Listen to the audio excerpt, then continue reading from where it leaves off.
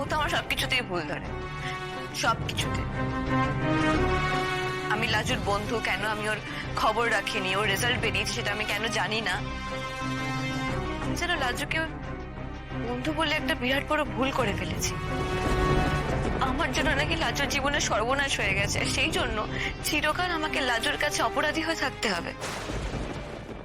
আশ্চর্য, তোর জন্য লাজুর সর্বনাশ হয়ে গেছে মানে?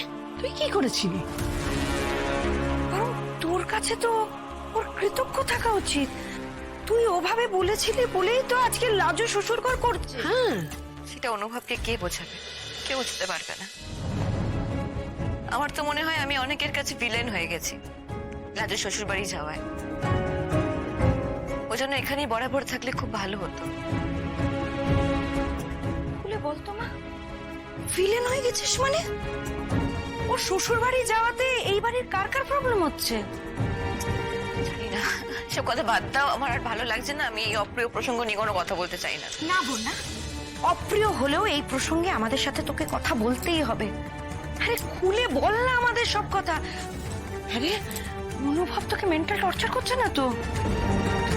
না, আমার ভালো লাগছে না এসব নিয়ে কথা বলতে। তোমরা কেন এরকম করছো? ছেড়ে দাও, আমি আর কথা বলতে চাইছি না।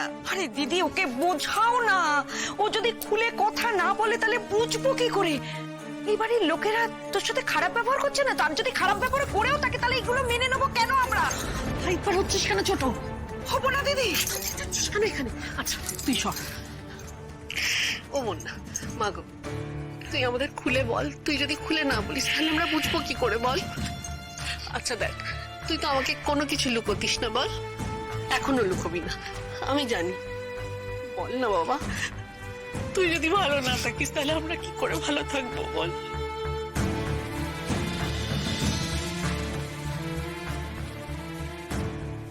আচ্ছা মা, এরা হঠাৎ এভাবে আসার প্ল্যান কেন করলো?